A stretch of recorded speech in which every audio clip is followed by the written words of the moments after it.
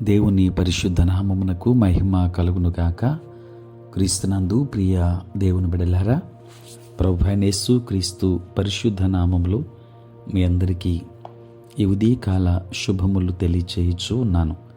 ఈ దినమంతయు మీకు మీ కుటుంబానికి దీవెనకరముగాను ఆశీర్వాదకరముగాను దేవుడు అనుగ్రహించాలని మీ కొరకై ప్రార్థిస్తూ ఉన్నాను.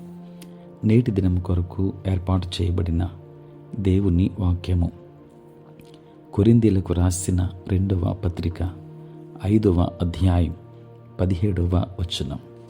కాగా ఎవడైనను క్రీస్తునందున్న ఎడల వాడు నూతన సృష్టి, పాతవి గతించెను, ఇదిగో క్రొత్తవాయెను. ప్రియులారా, నేటి దినం కొరకు ఏర్పాటు చేయబడిన ధ్యానాంశము నూతన సృష్టి, న్యూ క్రియేషన్. ప్రియులారా, మనమంతా నూతన వస్తువులంటే ఎంతో ఇష్టపడుతూ ఉంటాం. పాతవి లేక వాడిన వస్తువులంటే సాధారణంగా ఎవరు ఇష్టపడరు. మనం క్రొత్త బట్టలు, క్రొత్త సామానులు మనము తీసుకున్నప్పుడు వాటి ద్వారా ఎంతో సంతోషాన్ని అనుభవిస్తాం. ఒకవేళ ఒక వ్యక్తి ఒక నూతనముగా ఇల్లు కొనుక్కుంటే ఆ వ్యక్తి పట్టజాలనంత ఆనందాన్ని, సంతోషాన్ని అనుభవిస్తాడు. ప్రియులారా, మనమే ఎలా ఉంటే మరి దేవుడు ఎలా ఉంటాడు? అన్ని విషయాల్లో ఆయన పిల్లలు నూతనముగా ఉండాలని కోరుకుంటాడు. మన దేహం, మనస్సు, ఆత్మ ఎల్లప్పుడూ నూతనముగా ఉండాలి. మనలోని పాత పురుషుడు మరణించి నూతన పురుషుడు జన్మిస్తాడు. పరిశుద్ధ గ్రంథంలో నికోదేముతో యేసు ప్రభు, ఒకడు క్రొత్తగా జన్మించితేనే కానీ అతడు దేవుని రాజ్యమును చూడలేడని నీతో నిశ్చయముగా చెప్పుచున్నాను అని యోహాను సువార్త 3వ అధ్యాయం 3 నుండి 5 వచనాలలో చెప్పాడు. ప్రియులారా, మనం తిరిగి ఎలా జన్మిస్తాం? దేవుని సన్నిధిలో మన పాపాలు ఒప్పుకొని యేసు ప్రభుని మన హృదయంలోనికి ఆహ్వానించడం ద్వారా ఇది జరుగుతుంది. మనకు మనం తిరిగి జన్మించడం అంటే జరిగే పని కాదు, కానీ దేవుని యందు విశ్వాసం ఉంచడం ద్వారా, ఆయన కృప ద్వారా మనం తిరిగి జన్మిస్తాం.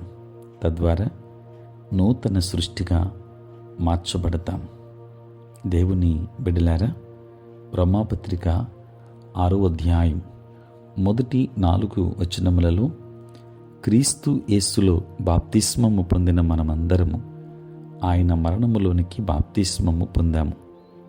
ప్రియులారా, మన పాత స్వభావాన్ని ఆయనతో పెట్టి, ఆయనతో పాతిపెట్టి, ఆయనతో పాటు లేపబడి నూతన సృష్టిగా మార్చబడుచున్నాం.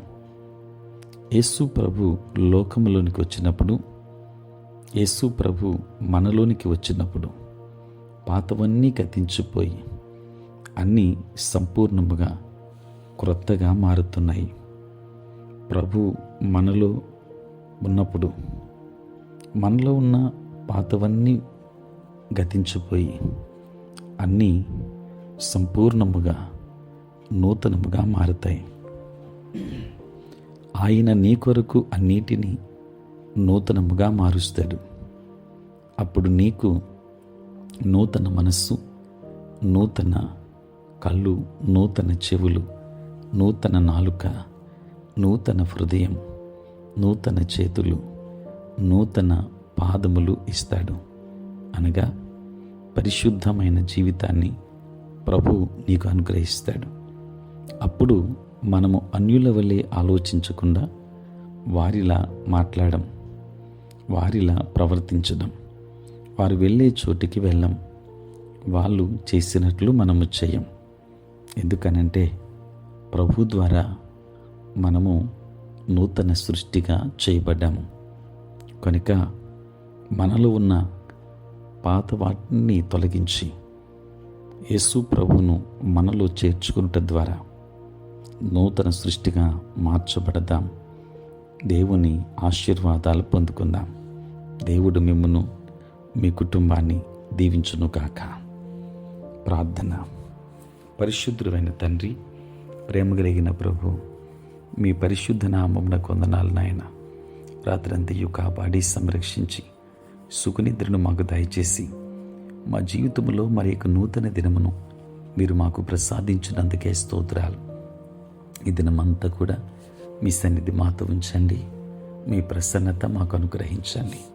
మా ప్రతి బలహీనత నుండి విడుదలనివ్వండి. నేటి మా పనులలో, ప్రయాణములలో, పరిచర్యలో మీరే తోడుగా ఉండండి. తండ్రి, పుట్టినరోజు, పెళ్లి రోజు జరుపుకొనుచున్న బిడ్డలను దీవించి నూతన ఆశీర్వాదములు వారికి అనుగ్రహించండి. దేవా, మీకు లెక్కలేని స్తోత్రాలు చెల్లిస్తూ ఉన్నాను. ప్రభువా, నేటి నాయన ప్రతిదినము కూడా ఈ ప్రాతకాలపు ధ్యానములు వింటున్న ప్రతి కుటుంబాన్ని మీరు ఆశీర్వదించండి. మీరే తోడుగా ఉండండి.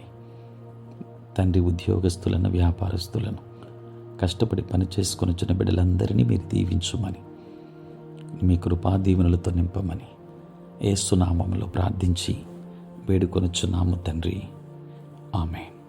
తండ్రి, కుమార, పరిశుద్ధాత్మ త్రియేక దేవుని దీవెన సదా మీకు తోడై ఉండును గాక.